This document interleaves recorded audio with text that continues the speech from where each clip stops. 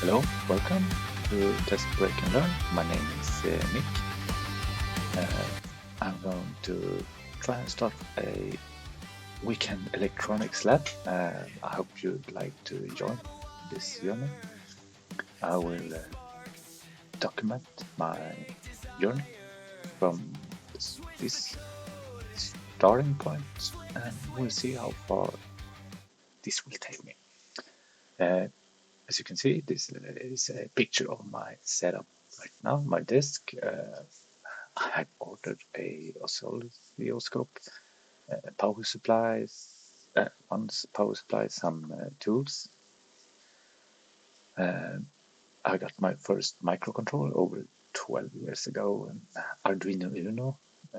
I haven't programmed or touched one since over 8 years now, maybe. I couldn't even find my old one.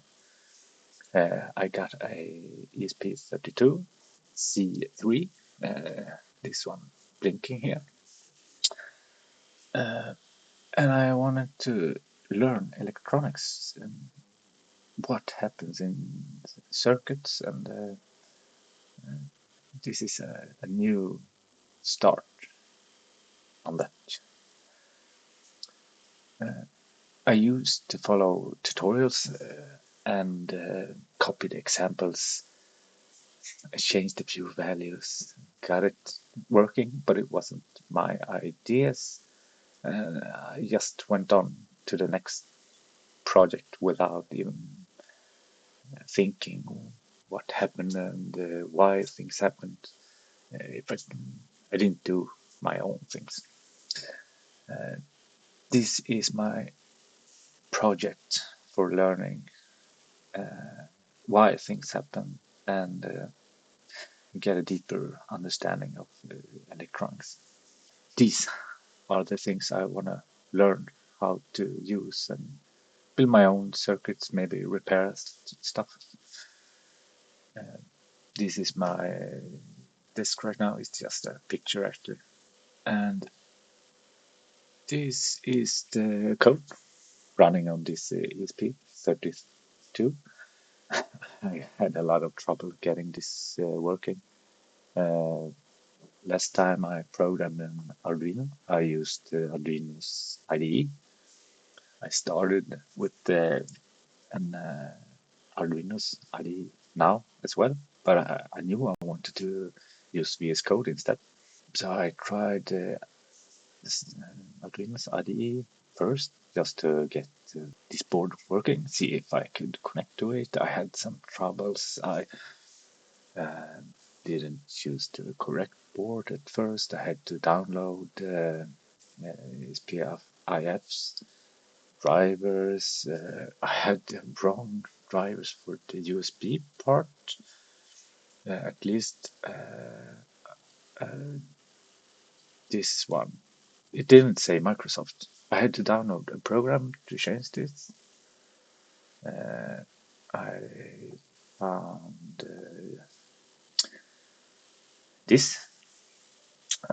So I downloaded this program to change the driver to Windows, and then I could use the Arduino IDE after I found this setting. Wasn't enabled.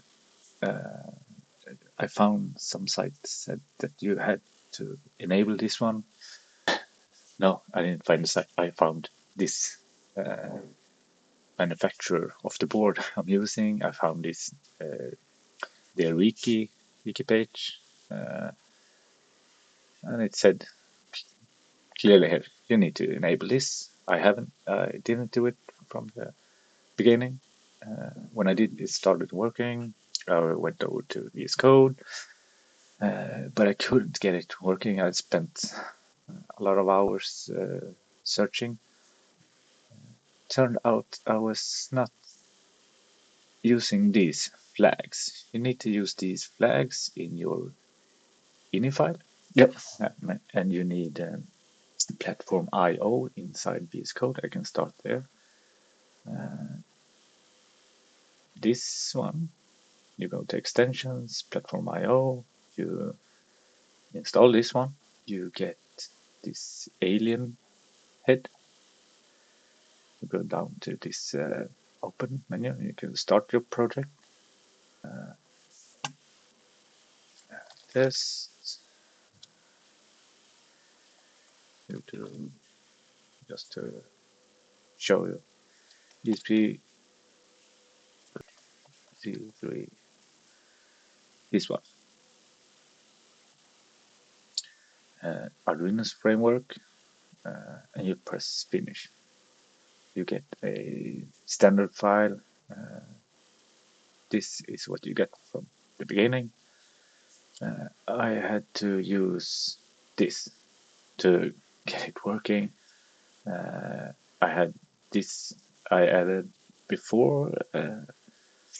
I could download things, but it didn't do what I was expecting. I didn't record anything, so you can see it, but trust me, it wasn't much to see. It was I had to use this one. I found this site, someone having the same trouble as me, and the solution was adding Arduino USB CDC on boot equal to 1. And then I could download. Yeah, I'm just printing out the random value I'm getting and using as red, green, or blue. I'm just doing a for loop: red up, red down, green up, green down, blue up, blue down. It's all this does with a built-in RGB LED. I just wanted to start somewhere. I'm hoping my oscilloscope arrives next week. And maybe next video will be unpacking and setting up my desk. Okay, I don't think I have anything more right now. So this is Test Break and Learn. I hope you will join in this journey. Maybe you too can learn from something with me. Don't have to make my mistakes. Let's see how far we can get them.